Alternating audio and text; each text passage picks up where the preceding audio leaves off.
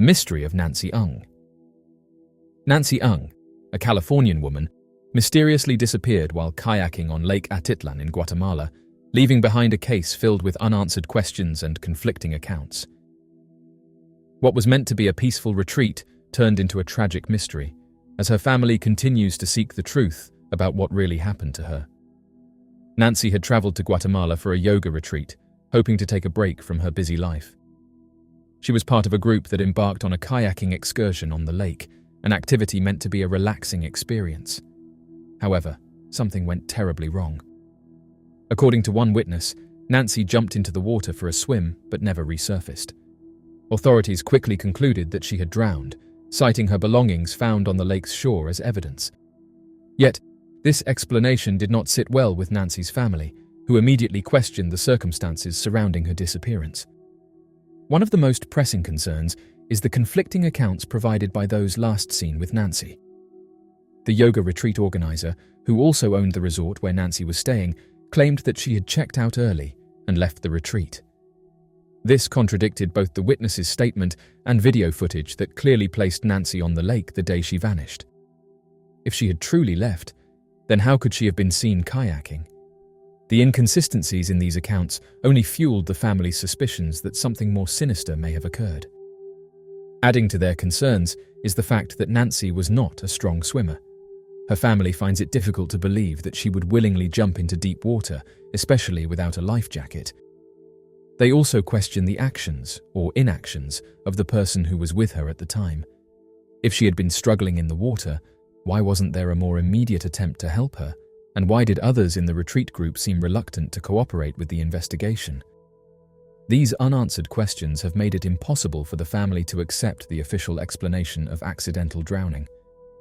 Frustrated by the lack of transparency and cooperation, Nancy's family took matters into their own hands. They hired a private search and rescue team, deploying helicopters, drones, boats, and divers in an attempt to locate her.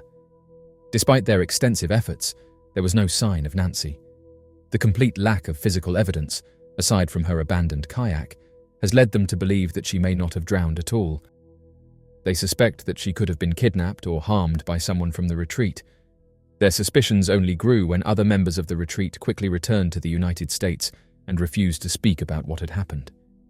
It is unusual for a group of people to be so uncooperative in an investigation, particularly when they were the last ones to see a missing person alive. The silence of these individuals has created an unsettling atmosphere of secrecy, making Nancy's family believe that they may be withholding crucial information. As the FBI and the State Department continue to look into the case, Nancy's family refuses to give up. They are determined to uncover the truth and bring justice to their loved one. Until concrete evidence is found, her disappearance remains a chilling mystery that has captivated the public's attention. The unanswered questions, conflicting testimonies, and unusual behavior of those involved have turned what was initially considered a tragic accident into a case that demands further scrutiny. The disappearance of Nancy Ng is more than just another missing persons case. It is a troubling reminder of how quickly an innocent vacation can turn into a nightmare, and how justice can be delayed when the truth is hidden in secrecy. Her family's relentless pursuit of answers keeps hope alive that one day they will uncover what truly happened on the waters of Lake Atitlan. The unsolved disappearance of Aaron Gilleran. The disappearance of Aaron Gilleran remains one of the most perplexing and unsettling mysteries in recent history. A successful and well-liked research assistant at the United Nations Industrial Development Organization in Vienna, Austria, Aaron vanished without a trace on October 29, 2007. His case has been marred by inconsistencies, unanswered questions, and allegations of police negligence, leaving his family and supporters in a desperate search for the truth. Aaron was a former seminarian and had gained recognition in Austria after winning the title of Mr. Gay Austria in 2006. Despite his achievements and seemingly stable life, his sudden disappearance raised many suspicions. Just a month before he went missing, he had returned to his hometown of Cortland, New York, to spend time with his mother, Catherine Gilleran. She was preparing to sell her house and move to Vienna to be closer to her son. The two had spoken on October 27, 2007, in what would become their final conversation. The Austrian police reported that Aaron was last seen running naked from the Kaiserbrundel sauna in Weiburggasse after an alleged altercation. However, this contradicts other information that places his last known location at a different sauna on Stephansplatz after work. The lack of clarity on his whereabouts at the time of his disappearance has only fueled further speculation and doubt regarding the official account of events. Authorities quickly ruled that Aaron had taken his own life by jumping into the Danube Canal. They attributed his actions to alleged mental instability and possible drug use, but his family and friends strongly rejected this theory. Those close to him insisted that Aaron had no history of depression or substance abuse and had no reason to disappear voluntarily. Instead, they believe he may have been the victim of a hate crime, robbery, or even trafficking. The speed at which the police closed the case without further investigation led many to suspect negligence or a deliberate attempt to conceal the truth. Aaron's mother, Aaron Gilleran, has been unwavering in her fight for justice. For years, she has tirelessly worked to keep her son's case in the public eye. She has hired private investigators, engaged with media outlets, and filed multiple complaints against Austrian authorities for their handling of the case. Every year, on the anniversary of Aaron's disappearance, she holds vigils outside the sauna where he was last reported to have been seen. She refuses to accept the notion that her son's case is unsolvable. Her journey for answers was documented in the film Gone, The Disappearance of Aaron Gilleran, which premiered at the Tribeca Film Festival in 2011. The documentary highlights the inconsistencies in the police investigation and exposes the indifference shown by law enforcement toward Aaron's case. It paints a troubling picture of the challenges faced by those seeking justice when authorities are unwilling to pursue a thorough investigation. Despite the years that have passed, Aaron's case remains open and unresolved. His mother continues to hold on to hope, believing that someone, somewhere, knows what happened to her son. She remains determined to uncover the truth and bring closure to a mystery that has left so many questions unanswered. The disappearance of Aaron Gilleran is a haunting reminder of how cases can be dismissed without proper investigation, and how the pursuit of justice often falls upon the loved ones left behind. The mass vanishing of Ho Verde. The mystery of Ho Verde remains one of the most perplexing tales in South American history. The story takes place in 1923, deep in the jungles of Brazil, where an entire village of 600 people is said to have vanished without a trace. The eerie silence of the town immediately unsettled visitors, who found homes and buildings left in an orderly yet abandoned state. Doors were ajar, windows were open, and personal belongings remained untouched, yet there was no sign of any residents. The complete absence of life baffled those who stumbled upon the scene. Authorities were alerted, and investigators arrived from nearby towns to conduct a thorough search. As they combed through the village, they made a chilling discovery in the local schoolhouse. Written on the blackboard were the ominous words, "There is no salvation." The meaning of this cryptic message has been debated ever since. Some believe it was a final warning or a desperate plea left behind by the townspeople before their disappearance. Others think it could have been part of an elaborate hoax or even a misinterpretation of historical events. Despite extensive searches, no trace of the missing villagers was ever found. No bodies, no signs of struggle, and no evidence of a mass evacuation. It was as if the entire population of Ho Verde had simply ceased to exist. To this day, there are no official records confirming the town's fate, making it one of Brazil's most mysterious legends. Many South Americans regard the tale as folklore, passed down through generations, but its persistence has kept it alive in mystery discussions worldwide. Various theories have attempted to explain the sudden disappearance. Some historians suggest that the villagers may have fled due to political unrest. In 1923, Brazil was facing civil strife under the presidency of Artur da Silva Bernardes, who was engaged in conflicts with rebel groups. Political instability had displaced many communities during this time, and it is possible that Ho Verde's residents abandoned their homes to escape potential violence. However, mass evacuations usually leave some form of evidence, documents, witness accounts, or settlements in other areas, but no such records exist for Ho Verde's inhabitants. Another theory proposes that the village was attacked and its people taken. Yet, this idea is challenged by the fact that no signs of violence, struggle, or looting were reported. If an attack had taken place, there should have been some indication: burned buildings, damaged structures, or remnants of conflict.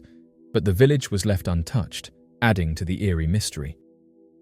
Perhaps the most perplexing element of this tale is the phrase left on the school's blackboard. "There is no salvation" suggests a sense of doom or foreboding, leading some to speculate supernatural involvement. Stories of cursed lands and paranormal events have surrounded the case, with some believing that the town was claimed by an unknown force.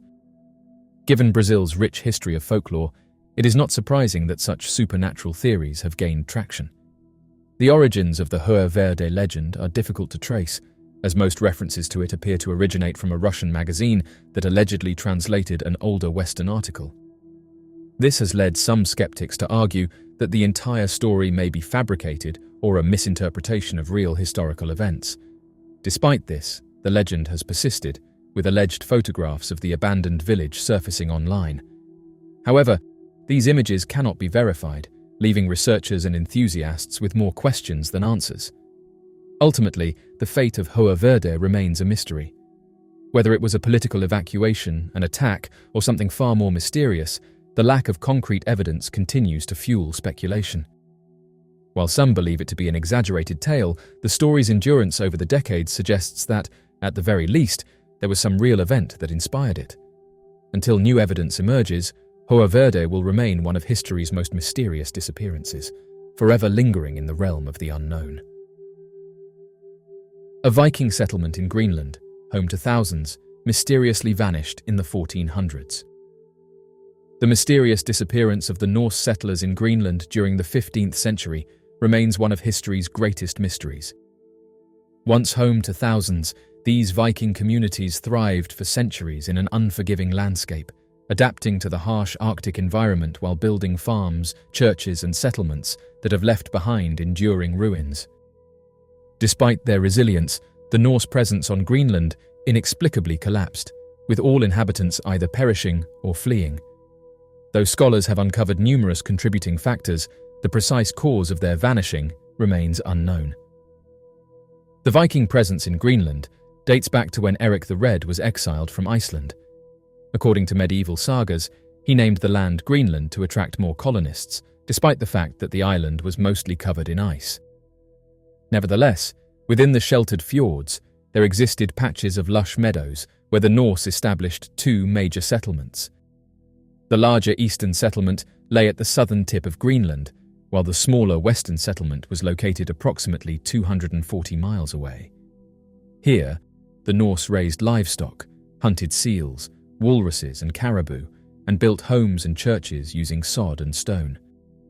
For centuries, these communities endured, with the eastern settlement growing into a network of around 500 farms and 12 major churches. At its height, Greenland's Norse population may have reached 5,000, though modern estimates suggest the number was closer to 2,500. Despite their ability to survive in extreme conditions, the settlements began to decline by the late 1300s. The western settlement was the first to vanish, while the eastern settlement persisted a little longer. The last known written record of the Norse presence is a 1408 account of a wedding that took place in the eastern settlement. However, by around 1450, archaeological evidence suggests the land was entirely abandoned. Theories regarding the mysterious collapse of Greenland's Norse civilization abound. One possible explanation is climate change. During the period of Norse habitation, the world experienced the medieval warm period, which provided favorable conditions for farming in Greenland. However, this was followed by the onset of the Little Ice Age, a period of cooling that made agriculture increasingly difficult. As temperatures dropped, the growing season shortened, sea ice expanded, and storms became more frequent. This would have placed immense pressure on the Norse settlers, making survival progressively harder. Another factor may have been environmental degradation. The Norse relied heavily on fragile pasturelands to sustain their livestock, but overgrazing and soil erosion likely reduced agricultural productivity. With fewer resources available, starvation and malnutrition may have contributed to the settlement's decline. Furthermore, the Norse were dependent on trade with Europe, particularly for iron and other essential supplies. As Europe's economic interests shifted, trade routes became less reliable, leaving the settlers increasingly isolated. Conflicts with the native Inuit population may have also played a role. The Norse coexisted with the Thule people, ancestors of today's Inuit, who had a deep understanding of the Arctic environment and were better adapted to its extreme conditions.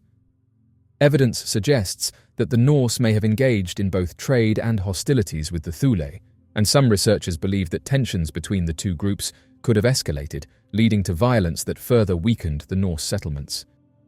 Disease and famine may have compounded these challenges. Starvation and harsh winters could have significantly reduced the population, while diseases brought by occasional European visitors might have further devastated the already struggling settlers.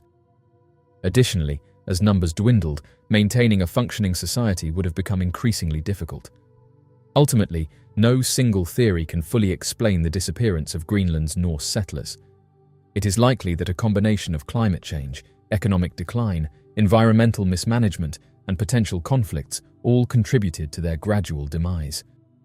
Despite centuries of research, the precise fate of these people remains a mystery, leaving historians and archaeologists to continue searching for clues that may one day provide definitive answers. The ruins of the Norse settlements still stand in Greenland today, silent remnants of a lost civilization.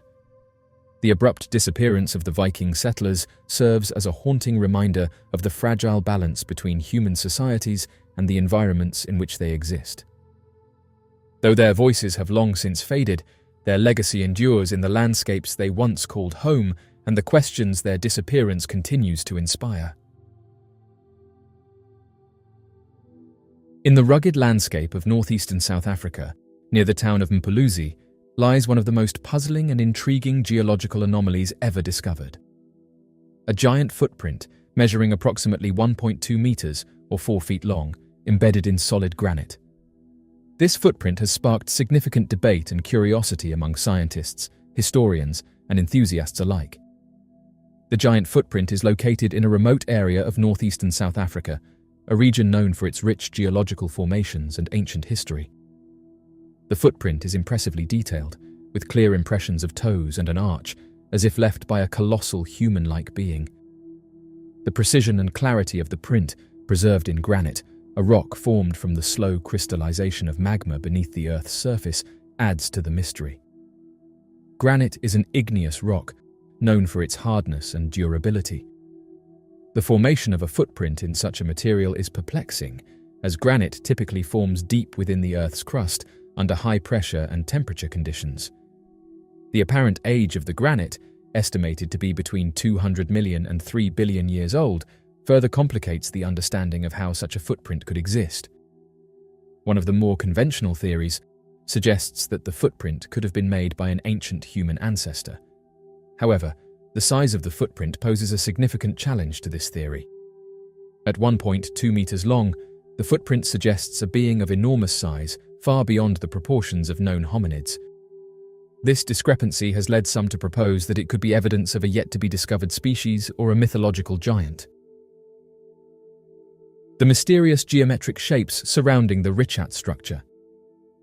The Richat structure, also known as the Eye of the Sahara, is a remarkable and mysterious geological formation located in the Sahara Desert of Mauritania.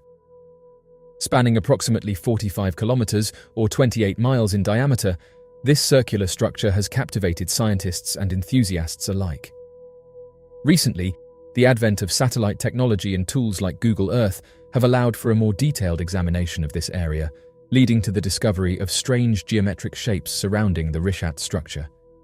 The Richat structure was initially thought to be an impact crater due to its circular shape.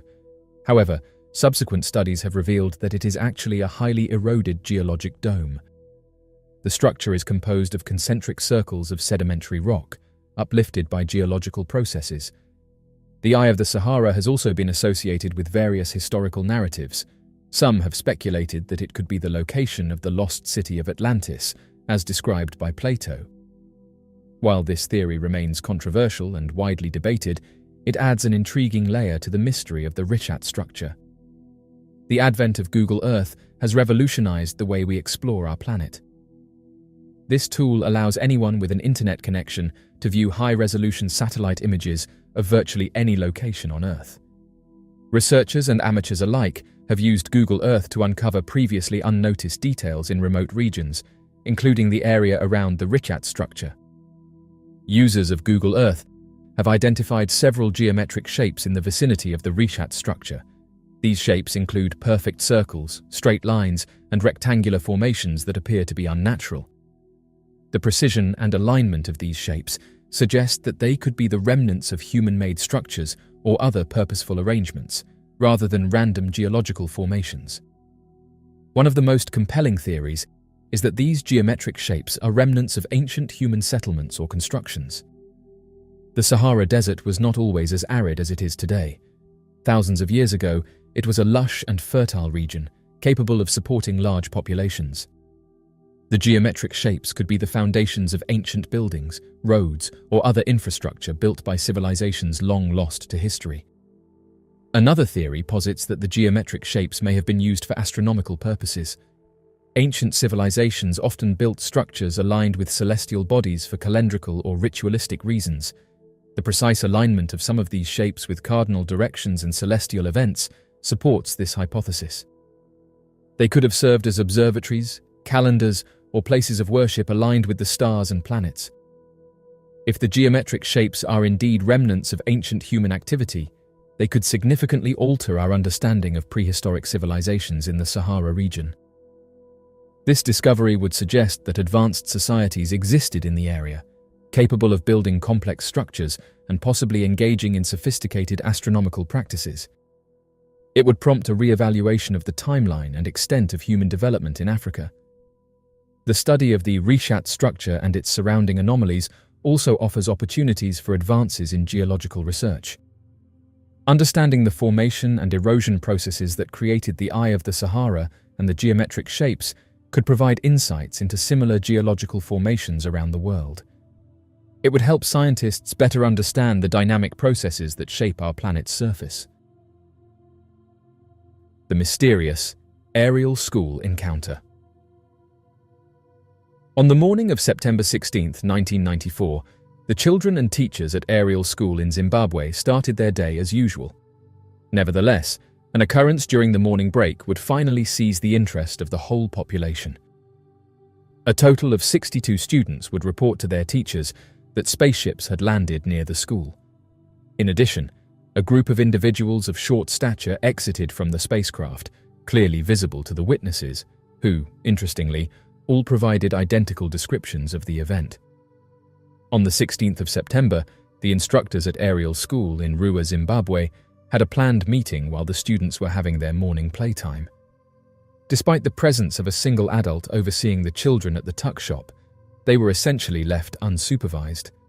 While they were enthusiastically shouting to one another in the schoolyard, a number of them observed a massive silver disc in the sky above. In addition, there were numerous smaller aircrafts maneuvering around the main object.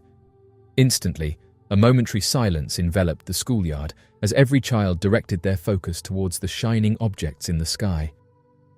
As the mysterious object flew directly above, it appeared to be preparing to touch down in close proximity to a tiny hill located on the other side of the fence surrounding the schoolyard. The children sprinted towards the barrier in order to obtain a more advantageous view. Despite being part of the school, the site was inaccessible to the children due to ongoing clearing operations. While observing, a diminutive being, approximately 3 feet in height, abruptly emerged from the spherical entity. The children later characterized the creature as being abnormally thin and with exceedingly huge eyes. He descended from the aircraft and proceeded to stroll towards the fence where they were observing. It's been suggested that they emitted a synchronized exhalation of surprise, as upon taking just a few steps, he became aware of the presence of the youngsters and halted his movement. Meanwhile, a different individual observed from atop the vehicle. After a brief period of intense eye contact, the first being turned around and returned to the spacecraft. Shortly thereafter, the spacecraft disappeared, along with the smaller crafts in the sky. Several children would enter the school premises in a state of distress, shedding tears and saying that something terrifying was happening outside. The region was filled with tales of demons and malevolent beings, and a few of the smaller children firmly believed that this was indeed what they had witnessed. The older children, despite their continued unease, were undergoing a phenomenon that was subsequently characterized as telepathic communication with the being that stood in the field before them. A significant number of individuals already possessed prior knowledge of what they had witnessed. Amidst the chaos, the school's teachers were hauled out of their meeting. One of them would later express that they simply heard them emitting loud and continuous screams. Another individual expressed initial skepticism and acknowledged that although they believed the youngsters had seen something, they were inclined to seek a more logical and sensible explanation. The school's headmaster acknowledged the children's encounter, but originally deemed it prudent to leave the problem unresolved. Subsequent to the weekend, the school started receiving a series of phone calls from anxious parents. Each individual would pose the identical inquiry, asking what had occurred to cause such intense fear in their children. Cynthia Hind, in conjunction with Dr. John Mack, would engage in individual conversations with the youngsters. Each would possess identical information, and Mack firmly believed in the children's genuineness and the legitimacy of the situation. He would assert that the witnesses recounted these events with the authenticity and vividness of personal experience. Several children who reported receiving telepathic connection from the ominous figure before them would have intriguing revelations. One witness would explain the event as suddenly feeling as if a vivid mental image was rapidly passing through their mind. A psychic message, a form of communication transmitted through the mind. Another individual informed Hind and Mack that the mysterious beings had come to inform them that they are not adequately caring for the planet. Another witness had a perspective that was even more ominous. They asserted that they had vivid mental images depicting the apocalypse, characterized by the complete destruction of all trees and the inability of individuals to breathe. These specific pieces of information are consistently found in a large number of UFO sightings and have persisted for several decades. It is crucial to bear in mind that most, if not all, of these children would have had minimal to no exposure to UFO experiences in significant depth. It's important to note that television was still a limited platform, far from the extensive reach it has achieved today. Essentially, it is improbable that every single one of the 62 children, ranging in age from 6 to 12 years old, would have collaborated and sustained such a deceit. Others expressed similar empathy towards the circumstances recounted by the children. Undoubtedly, other individuals who have scrutinized the case subsequently arrived at the same conclusions, that the youngsters, regardless of what they witnessed, were unequivocally speaking the truth. Tim Leach, the BBC bureau chief for Zimbabwe, would personally meet and interview the majority of the children who had observed the peculiar incidents that occurred that morning, and he would do so immediately following the sighting. He would assert that the occurrence and the testimonies of the youngsters who observed it provided him with a fresh outlook on life, the cosmos, and everything. It appeared that there were explanations provided for why the pyrotechnic performance was actually a meteor shower. Nevertheless, numerous witnesses reported sightings of these fireball-like vehicles around the region on that particular day. Additionally intriguing is an occurrence that transpired a mere 2 days prior, a mere 25 miles in proximity, at the Pier House School. That morning, approximately 100 schoolchildren observed an unusual flying vehicle descending at an unusually low altitude, seeming as if it were preparing to touch down. In addition, the radio system utilized by the school bus service experienced a complete outage during the sighting. Furthermore, at least one of the youngsters who observed the incident at Ariel School had previously spotted an unusual phenomenon in the sky and playfully referred to it as a UFO before concluding that it was likely an aeroplane. Nevertheless, she internally acknowledged the peculiarity of the thing, likening it to a cigarette. It was only after the events at the school unfolded that she started to really consider the possibility that the object she had witnessed that morning was the same one that had recently landed near the school. Additionally, it is worth noting that the accounts of the creature that had moved away from the spacecraft include specific characteristics of a dark and shadowy figure. In the realm of the unexplained, two phenomena have captured the public's imagination and sparked intense debate: unidentified flying objects and shadow people. While both have been reported independently, a growing number of accounts suggest a curious connection between them. Witnesses who encounter UFOs often report seeing shadowy humanoid figures, commonly referred to as shadow people, during or immediately following these sightings. Witnesses of shadow people during UFO encounters consistently describe the figures as dark, human-like silhouettes without any distinguishing features. These shadow beings are typically seen in peripheral vision and often vanish when directly observed. They are reported to move quickly and silently, sometimes appearing to glide rather than walk. Encounters with shadow people are often accompanied by intense emotional and physical reactions.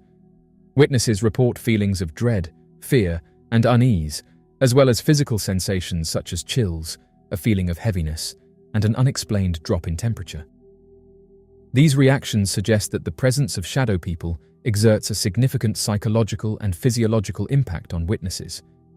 Emily Trim, a witness, would later describe the sound as a high-pitched frequency followed by a flash before the craft became visible. She would also clarify that she was uncertain about the duration of the episode.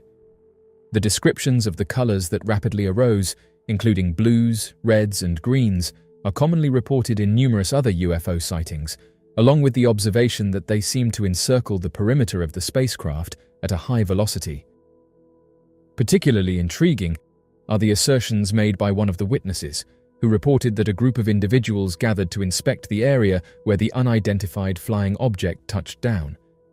Despite the prohibition, she reported that people who entered the site discovered charred grass where the enigmatic object had been. Both the teachers and many of the children's parents first had difficulty fully trusting the reports the children shared that morning.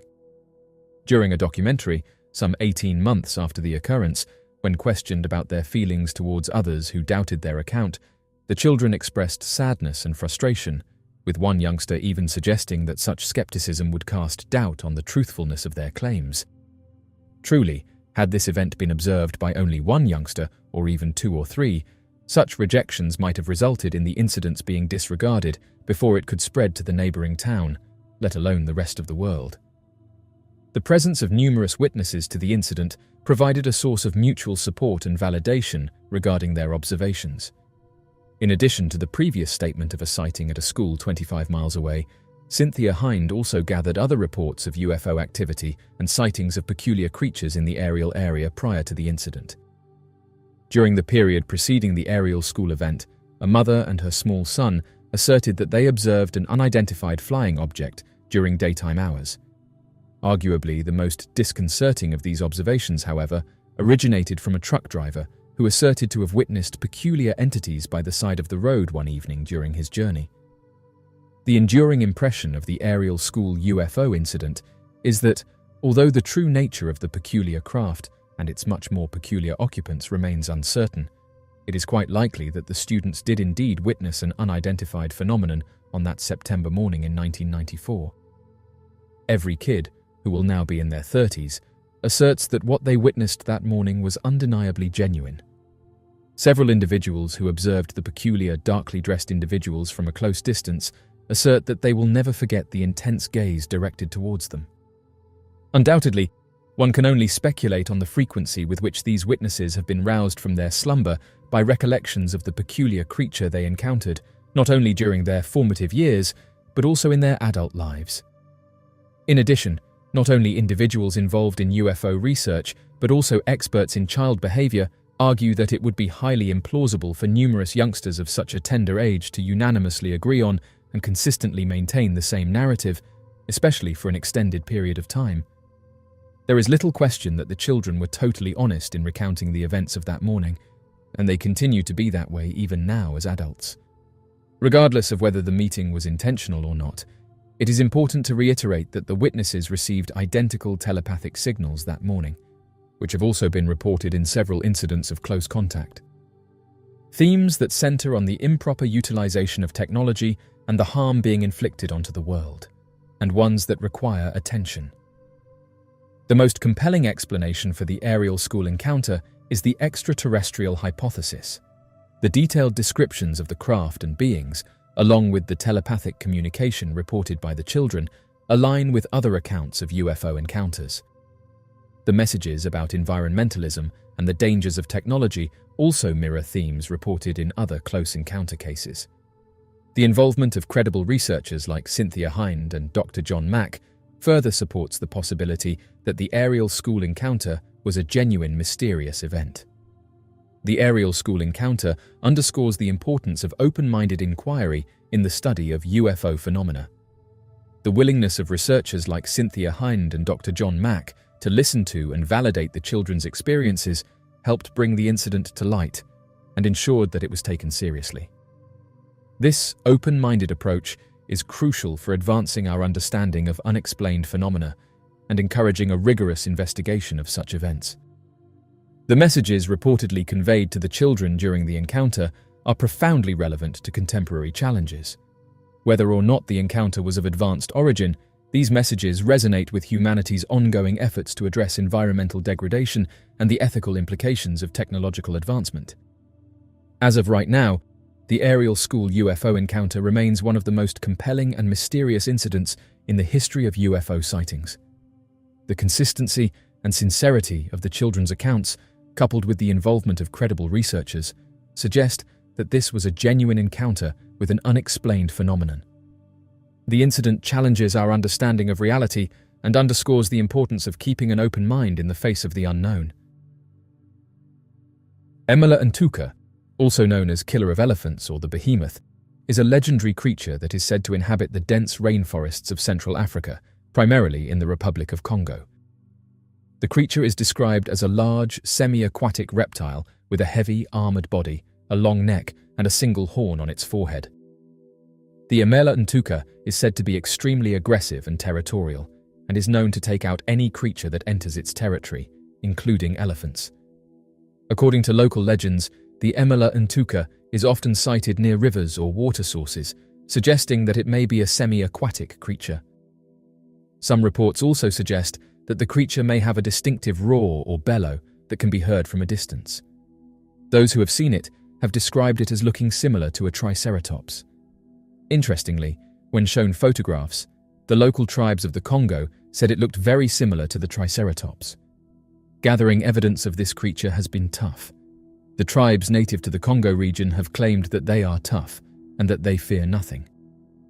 One of the last reported sightings of the creature was seen in Kenya, though many experts believe that if the creature did at one time exist, then it has long been extinct.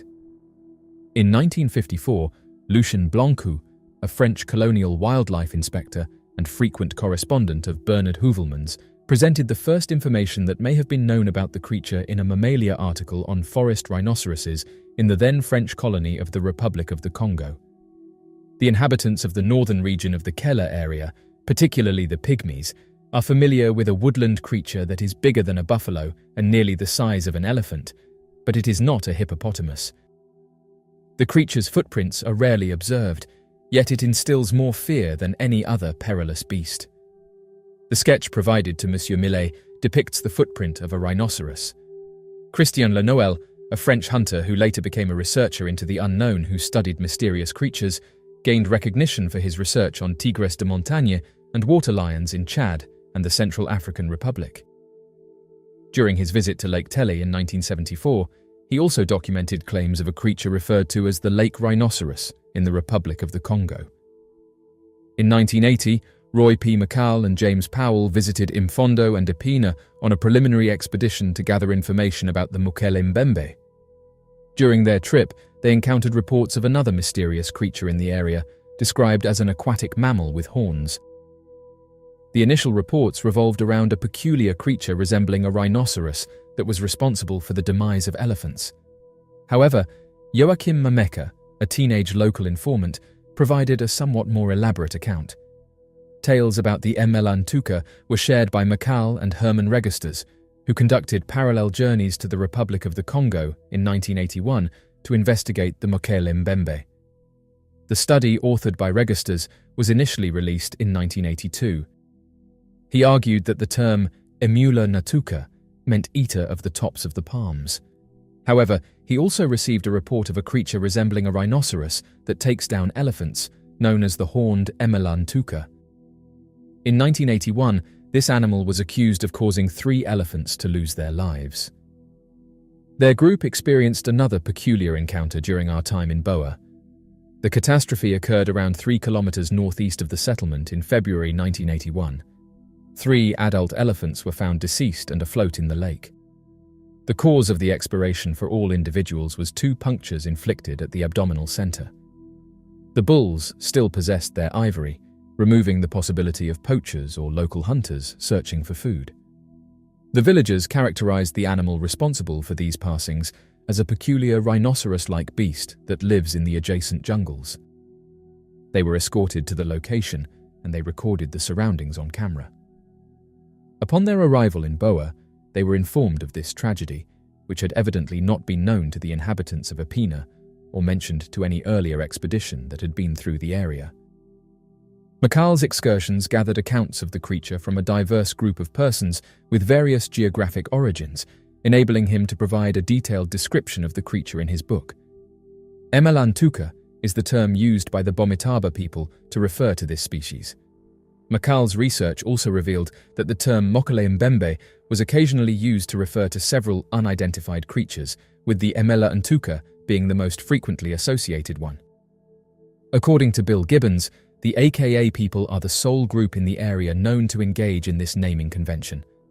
Macal hypothesized that the Emela-Ntouka and the Mokele-Mbembe, due to their etymological confusion, had acquired characteristics from one another. This might potentially account for the Emela-Ntouka's substantial tail and the Mokele-Mbembe's horn. While on expeditions in Cameroon, Jean-Claude Kerhoas and Michel Ballot have uncovered and captured images of carvings that portray the Emela-Ntouka, showcasing distinct elephantine ears. 2 representations of the creature were discovered in 2012 and 2013. These images were created by Jean-Claude Thibault in the 1980s or 1990s in the Central African Republic. They similarly feature the animal with frilly ears. A graphic portrays the creature tearing apart the abdomen of an elephant. The illustrations were created as part of a collection portraying the folklore of Dzanga-Sanga National Park, located in the southwestern section of the Central African Republic, adjacent to Cameroon and the Republic of the Congo. This area is home to the AKA people. Bill Gibbons doubts the reliability of either of these portrayals as accurate descriptions of the creature, adding that the locals have been encountering it for hundreds of years. The Emela-Ntouka, as described to Macal, bears resemblance to the Mokele-Mbembe in terms of its body structure. It has a torso that is either the size of an elephant or even greater, with sturdy, straight legs and a robust tail resembling that of a crocodile. Macal believed that the creature's tail was intended to be shorter, and the skin of the animal is characterized as resembling that of an elephant, without hair and scales, and typically having a brownish or grey hue. Nevertheless, the head and neck exhibit a reduced length and increased size compared to the Mokele-Mbembe. The Emela-Ntouka is characterized by its prominent solitary horn that is prominently bent and positioned on its head. According to local sources, this horn bears a striking resemblance to the ivory tusk of an elephant. The creature is often shown in local art with a set of ornamental ears that resemble those of an elephant, albeit in a lower size. Macal was informed that the footprints of the creature resemble those of an elephant, featuring 3 distinct toe impressions or claw marks. There are no reports of any decorative features or raised lines on the neck. The creature is reported to be an aquatic creature, occasionally venturing onto land to forage for food. According to reports, it is classified as a herbivore. However, Macal observed that the Emela-Ntouka showed a preference for consuming the lianas and their leaves rather than the malombo fruits. The creature is notorious for its highly violent and irritable nature. It dispatches elephants, buffaloes, and hippopotamuses that mistakenly enter its domain by forcefully shredding, stabbing, and puncturing them with its horn. Recent discoveries of unusual footprints in the region have reignited interest in this creature, suggesting that the Emela-Ntouka might be more than just a myth. In 1966, Atelier Yvon Ridel, a French wildlife photographer, discovered a sequence of tracks with 3 toes each on a steep and muddy riverbank located in the northeastern region of Lubomo in the Republic of the Congo. Subsequently, he characterized them as having a width of approximately 10 inches. At first, the person mistook the footprints for those of a hippopotamus. However, they took a photograph of the clearest imprint and didn't think much about it afterwards. It was only until they researched the creature that they realized the 3 toes on the track resembled those of certain neodinosaurs. Upon closer examination, the footprints revealed several intriguing features. They were tridactyl, with 3 large clawed toes, and showed signs of significant weight distribution, suggesting a hefty creature.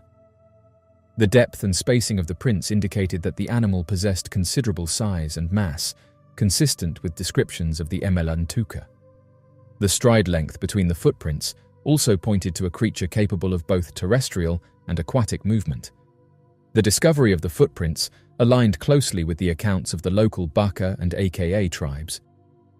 According to their descriptions, the creature resembles a rhinoceros, but with a longer neck and a more pronounced, singular horn or tusk. Historical accounts from early explorers and missionaries in the Congo also reference sightings and encounters with large, unknown beasts resembling the Emela-Ntouka. Notably, reports from the early 20th century describe a creature that fits the profile of the Emela-Ntouka, lending further credence to its possible existence. These accounts, coupled with the recent footprint discovery, suggest a continuity of sightings over a substantial period. One of the most compelling theories proposed by researchers is that the creature could be a living fossil, a remnant of prehistoric fauna that has somehow survived in the isolated and largely unexplored regions of the Congo Basin. Some speculate that it could be a surviving member of the ceratopsian family, which includes triceratops and other horned dinosaurs. The discovery of the footprints provides a tangible piece of evidence that could support this hypothesis, suggesting the presence of a large, previously unidentified species. The potential existence of the Emela-Ntouka highlights the incredible biodiversity of the Congo Basin, one of the most ecologically rich and yet underexplored regions on Earth. Discoveries like these underscore the importance of preserving these habitats, which could harbor other unknown or endangered species. Conservation efforts are crucial to protecting the delicate ecosystems that support such diverse and unique wildlife. The footprints of the Emela-Ntouka serve as a compelling impetus for further exploration and research. Future expeditions, equipped with advanced technology such as drones, remote cameras, and environmental DNA analysis, could yield more definitive evidence of the creature's existence. Collaborative efforts between scientists, local communities, and researchers are essential to unraveling the mystery of the creature. As of right now, the discovery of the Emela-Ntouka footprints in the Congo presents a fascinating and genuine puzzle that challenges our understanding of the natural world. Whether the creature is a surviving relic of prehistoric times, a new species yet to be classified, or a misunderstood known animal, the evidence suggests that there is still much to learn about the hidden corners of our planet. The Mamba Mutu. In the depths of Lake Tanganyika, the world's second oldest and second deepest freshwater lake, nestled between the borders of Tanzania, the Democratic Republic of the Congo, Burundi, and Zambia, lies a mystery that has captivated the imaginations of local populations and intrigued researchers worldwide: the Mamba Mutu. Described as a mermaid-like creature, the Mamba Mutu is said to inhabit the lake's vast, uncharted waters. Despite skepticism from the scientific community, the consistency and credibility of eyewitness accounts suggest that the Mamba Mutu may be real and genuine. The name Mamba Mutu translates to water person in the local languages, reflecting the creature's human-like appearance. According to local legends and testimonies, the Mamba Mutu is described as having the upper body of a human, complete with arms and a head, but with the lower body of a fish, featuring scales and a powerful tail. Witnesses report that the creature's skin is often a shimmering, iridescent hue, and it possesses long, flowing hair that cascades down its back. The Mamba Mutu is said to be an elusive and intelligent being, capable of communicating with humans and possessing a deep understanding of the lake's ecosystem. One of the most compelling aspects of the Mamba Mutu legend is the consistency of eyewitness reports. Fishermen, villagers, and travelers have recounted numerous encounters with the creature over the years, describing similar features and behaviors. These accounts come from individuals who are intimately familiar with the region's wildlife, lending credibility to their testimonies. The Mamba Mutu is often reported to exhibit cautious and elusive behavior, surfacing only occasionally and avoiding prolonged human contact, which may explain the lack of physical evidence. A notable encounter occurred in the early 20th century when Belgian colonial officer Captain William Hickens reported seeing a mermaid-like creature while on a boat in Lake Tanganyika. Hitchens described the creature as having a human-like face and upper body with a fish-like tail. His account was later published, sparking widespread interest and debate about the existence of the Mamba Mutu. Hitchens' detailed and credible description added significant weight to the legend, as it came from a respected and experienced observer. Further supporting evidence comes from local art and cultural traditions. Indigenous communities around Lake Tanganyika have long depicted mermaid-like creatures in their carvings, paintings, and folklore. These representations, which bear striking similarities to the descriptions of the Mamba Mutu, suggest that the creature has been a part of the local cultural consciousness for generations. Such continuity in cultural depictions indicates that the Mamba Mutu is more than a mere myth. It is a deeply ingrained part of the region's heritage and natural history. The vast, remote, and largely unexplored habitat of Lake Tanganyika provides a plausible environment for a large, elusive aquatic creature to exist undetected by modern science. The lake's immense depth and complex underwater topography offer ample hiding places for a creature like the Mamba Mutu. The difficulty of conducting thorough scientific investigations in such challenging environments means that many species, particularly large and elusive ones, could remain undocumented. Moreover, the discovery of previously unknown aquatic species in similar remote regions lends credence to the possibility of the creature's existence. In recent years, several new species of fish and invertebrates have been discovered in Lake Tanganyika, underscoring the region's potential to harbour undiscovered creatures. And these findings suggest that the natural world still holds many secrets, and the Mamba Mutu could be one of them. The implications of discovering the Mamba Mutu would be profound, both scientifically and culturally.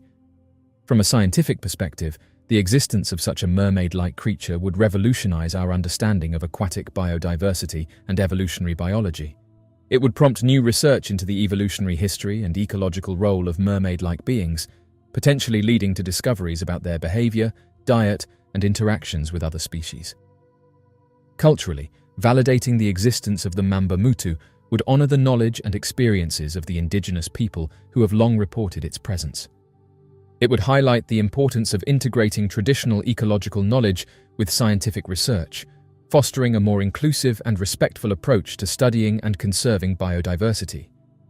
Local communities, with their deep connection to the land and its creatures, are invaluable partners in the search for and protection of such elusive species.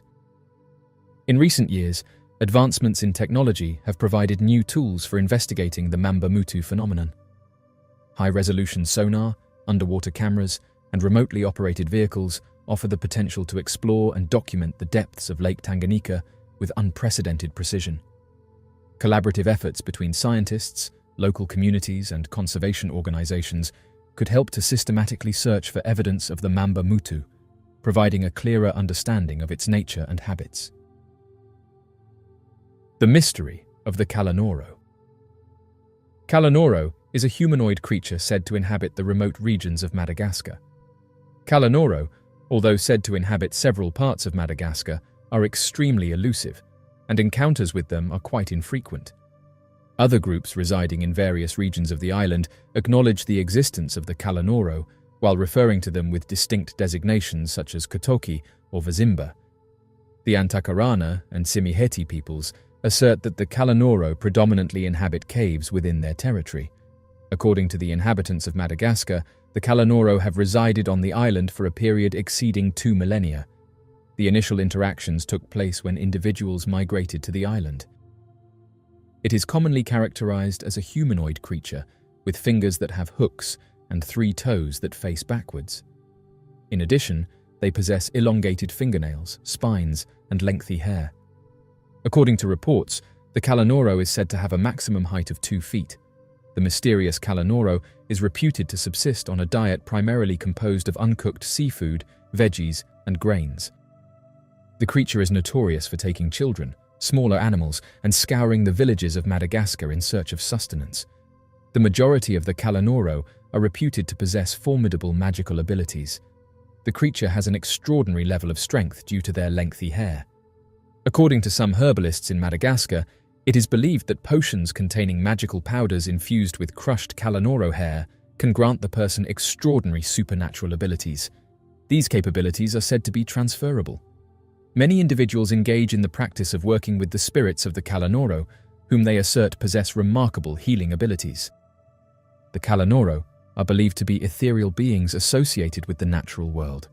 Individuals who actively search for the Kalanoro mediums do so because they believe they have been afflicted by an unintentional transgression into a territory that holds religious significance for the Kalanoro. As reported by Travel Africa magazine, Eloy encountered his initial sighting of a Kalanoro creature in a rice paddy near his town. He vividly described the creature as a diminutive being, measuring less than 1 meter in height, with a profusion of hair covering its body and elongated fingernails. These creatures can seemingly be enticed by the alluring aroma of frying pistachio nuts, but efforts to capture them are mostly futile due to their feet being orientated in the opposite direction, causing hunters to inevitably pursue them in the incorrect path. In 1889, a capture was reported to the Royal Geographical Society. In 1924, Chase Salmon Osborne claimed a glimpse of the Kalanoro, which he believed to be a couple engaged in intimate activities near a campfire. Although possessing human-like characteristics and telepathic capabilities, Kalanoro are classified as animals. Author Basil Kirtley said in a 1964 piece that the Kalanoro were dwarf-like creatures. He drew a parallel between them and the European mythical creatures known as elves and trolls, who were notorious for pilfering food, substituting human children with their own offspring, and generally creating chaos and disorder. The inhabitants of Madagascar vehemently refute that characterization. They were examined by Professor Joe Hobbs of the University of Missouri-Columbia's Department of Geography while he was living with the native tribes in Madagascar's Ankarana Special Reserve. In his report dated May 15, 2000, Hobbs described the village of Ambalakadi's belief that Andabwara Cave is considered sacred. This belief is based on 3 distinct incidents, the most recent of which occurred just 2 years ago. In these incidents, distraught parents whose children had wandered into the forest were able to find them alive in the cave. This was made possible by leaving food out for the Kalanoro, who then returned the children in exchange. In 2006, Lauren Coleman, a researcher of mysterious creatures, reported that a troop of US Navy SEALs had an encounter with a peculiar group of apes in the Democratic Republic of Congo. Lauren stated that the information originated from a dependable source and aligned with the region's historical occurrences of peculiar creatures. Based on information from a reliable source, Lauren stated that a specific division of the US Navy SEAL recently had an extraordinary encounter with unidentified primates in Africa. The former SEAL discloses his participation in clandestine missions in the Democratic Republic of the Congo from 1997 to 2002. Based on his report, his team witnessed a collection of 13 animals that resembled chimpanzees. These creatures were approximately 4 to 5 feet in height and had a consistent grey coloration across their entire bodies. Additionally, they had rows of quills along their backs that resembled those of porcupines. The unnamed primates exhibited bipedal locomotion and were witnessed by the SEAL team engaging in the act of predation on another animal. When the creatures experienced excitement or agitation, their quills or spines would become erect. As to the insider, the US Navy SEAL unit captured a 3-minute video of these monsters, but this recording has reportedly been classified. According to researcher Raymond Dicari's research in the 1950s, all tribes inhabiting the island of Madagascar, situated off the eastern coast of Africa, are aware of the existence of the Kalanoro. Dicari identified common motifs connecting the legends about the Kalanoro. A sighting of a Kalanoro was reported to the Royal Geographical Society in 1889. In 1924, Chase Salmon Osborne documented his observation of 2 Kalanoro engaging in mating behavior. Mysterious encounters with the Namibian Terrasaur. In the arid, remote expanses of Namibia, a series of extraordinary sightings have led to a stunning hypothesis: the survival of a pterosaur, a creature thought to have gone extinct over 66 million years ago. Known to local tribes and occasionally spotted by explorers, the Namibian pterosaur represents one of the most fascinating mysterious creature sightings. Eyewitness accounts form the backbone of the evidence for the Namibian pterosaur. Local tribes, such as the Himba and San people, have long spoken of large, winged creatures inhabiting the skies of Namibia. These descriptions are remarkably consistent. a leathery-skinned creature with an elongated beak, a wingspan of up to 7 meters, and a distinctive crest on its head. In more recent times, European explorers and tourists have also reported sightings. One of the most notable accounts comes from 1988, when a British explorer, James McLaughlin, claimed to have seen a large flying creature while trekking in the Ho Verde region. McLaughlin described the creature in detail, noting its bat-like wings and elongated beak, characteristics that align closely with the known anatomy of pterosaurs. Physical evidence for the Namibian pterosaur, while more elusive, adds a compelling dimension to the claims. In 1995, a team of paleontologists discovered what appeared to be a pterosaur bone in the Brandberg Mountains. Although the bone was heavily fossilized, its structure closely matched that of known pterosaur species. Additionally, several reports of unusual tracks found in remote areas have been attributed to the creature. These tracks, with their distinctive three-toed imprints, resemble those left by large pterosaurs in prehistoric times.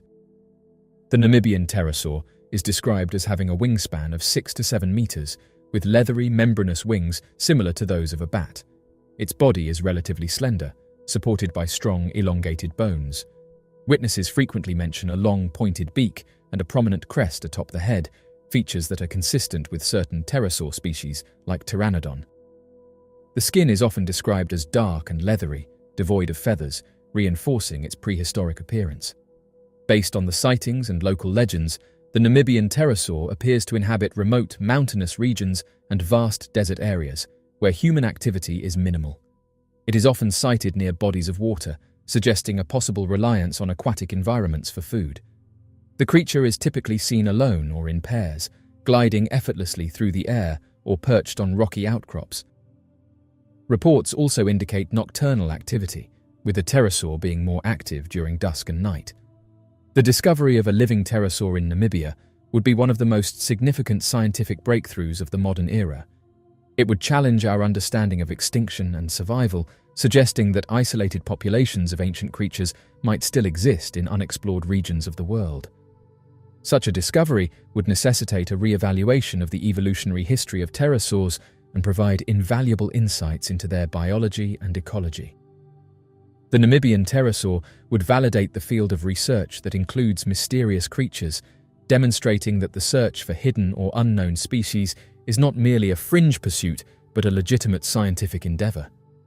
It would encourage a more open-minded approach to the study of other creatures and unknown creatures, fostering a spirit of exploration and discovery. The potential for similar living fossils in other remote parts of the world would be taken more seriously, prompting renewed interest and funding for expeditions and research. The first reports of pterosaur-like creatures in the Congo come from the indigenous people, who have long spoken of a large winged animal called Kongomato, which translates to breaker of boats. Descriptions of Kongomato match those of a pterosaur, a large creature with bat-like wings, a long beak filled with sharp teeth, and a wingspan of up to 4 meters.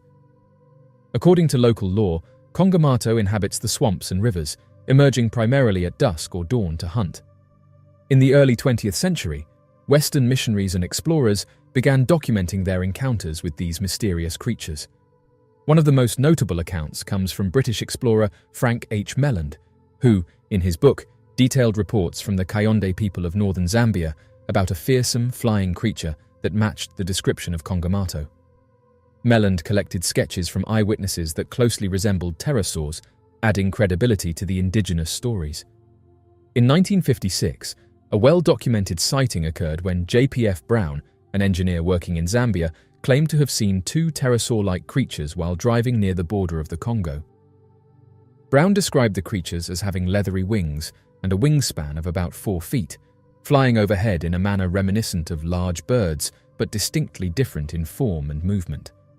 Eyewitnesses consistently described the Congo pterosaur as a large reptilian creature with bat-like wings and a long beak. The skin is typically described as dark or reddish, devoid of feathers, and often appears leathery. The wingspan is reported to be between 2 and 4 meters, with the wings themselves being membranous, much like those of bats. The creature's body is generally slender, with a long extended tail and a head featuring a prominent crest, akin to known pterosaur species such as Pteranodon. The Congo pterosaur is said to inhabit remote, swampy areas and riverbanks, where it is most often seen fishing or hunting for small animals. Witnesses report that the creature is primarily nocturnal, being most active during the twilight hours of dawn and dusk. The elusive nature of the pterosaur, combined with the dense and inaccessible terrain of the Congo Basin, contributes to the rarity of sightings and the difficulty in obtaining concrete evidence. Numerous expeditions have been launched in search of the Congo pterosaur, driven by the tantalizing accounts of eyewitnesses. In the 1980s, biologist Dr. Roy McCall, known for his work on mysterious creatures, led 2 expeditions to the Congo to investigate reports of Kongomato. Despite encountering several eyewitnesses and gathering compelling anecdotal evidence, McCall was unable to capture or definitively document the creature. More recently, in the early 2000s, a Japanese film crew ventured into the Likuala swamps with the aim of capturing footage of the elusive pterosaur. While they did not succeed in filming the creature, their interviews with locals and observations of the terrain underscored the feasibility of an undiscovered species surviving in such an isolated environment. The existence of a living pterosaur in the Congo would be a groundbreaking discovery with profound implications for science and our understanding of evolutionary history. It would challenge the widely accepted timeline of extinction events and suggest that small, isolated populations of prehistoric creatures might still exist in remote regions. Such a discovery would necessitate a re-evaluation of our knowledge of prehistoric life and the resilience of certain species. The confirmation of living pterosaurs would have a significant cultural and psychological impact. It would validate the experiences and knowledge of indigenous peoples who have long maintained that these creatures exist. Moreover, it would ignite the public's imagination and interest in the natural world, inspiring a renewed sense of wonder and curiosity about the mysteries that our planet still holds. As of right now, the consistent and compelling accounts of pterosaur sightings in the Congo suggest that the existence of these prehistoric creatures is a genuine possibility. While definitive evidence remains elusive, the testimonies of indigenous people, missionaries, and explorers provide a strong foundation for continued investigation. The discovery of a living pterosaur would be a monumental scientific achievement, offering new insights into evolutionary history and the resilience of life on Earth. The dense, vast, and largely uncharted rainforests of the Congo Basin stand as one of the most mysterious regions on Earth. Comparable to a real-life Jurassic Park, the Congo's unexplored territories harbor countless mysteries and potentially undiscovered species. The Congo Basin is one of the most biodiverse regions on the planet, home to an astonishing array of flora and fauna. Covering approximately 1.5 million square miles, it contains a variety of ecosystems, including rainforests, swamps, and savannas. This diverse habitat supports thousands of species, many of which are found nowhere else on Earth. The region is home to iconic species such as gorillas, chimpanzees, forest elephants, and okapis. Its rich biodiversity and the constant discovery of new species underscore the idea that the Congo is akin to a real-life Jurassic Park. The Congo Basin's dense vegetation and challenging terrain have left much of it unexplored, resulting in a high number of endemic species. Scientists believe that numerous plants, insects, amphibians, reptiles, and even larger mammals and birds remain undiscovered. Each year, new species are documented, highlighting the untapped potential of the region. This continual discovery process fuels the notion that there could be creatures reminiscent of prehistoric times lurking within its depths. One of the primary reasons the Congo remains largely unexplored is its challenging terrain. The dense rainforest, coupled with vast swamps and river systems, makes navigation difficult. The lack of infrastructure and the presence of diseases, such as malaria and sleeping sickness, further complicate exploration efforts. These natural barriers have preserved the region's pristine state, but also limited scientific access, leaving many areas virtually untouched. Local legends and mysterious creature reports add to the mystique of the Congo as a real-life Jurassic Park. Occasional discoveries of previously unknown species bolster the credibility of local legends. For example, the discovery of the Lesula monkey in 2007, a new species of primate, demonstrates that significant zoological findings are still possible. Such discoveries provide a glimpse into the hidden biodiversity of the Congo, and raise the possibility that more mysterious creatures could be found with continued exploration. Uncovering the mysteries of the Congo has significant implications for science and conservation. Each new discovery adds to our understanding of evolutionary processes, biodiversity, and ecosystem dynamics. Studying the unique species of the Congo can provide insights into adaptation, resilience, and the impacts of climate change on tropical forests. The potential discovery of unknown species, particularly larger vertebrates, would be a groundbreaking achievement, reshaping our understanding of the natural world. The Congo's role as a real-life Jurassic Park highlights the urgent need for conservation efforts. Protecting its biodiversity is crucial for maintaining global ecological balance and ensuring the survival of unique species. Conservation initiatives must address the threats posed by deforestation, illegal wildlife trade, and climate change. Engaging local communities in conservation efforts is essential for sustainable and effective protection of this invaluable region. Integrating scientific research with indigenous knowledge can enhance our understanding of the Congo's biodiversity. Local communities possess valuable knowledge about the region's flora and fauna, which can complement scientific studies. Collaborative efforts between scientists and indigenous people can lead to more comprehensive and culturally sensitive conservation strategies.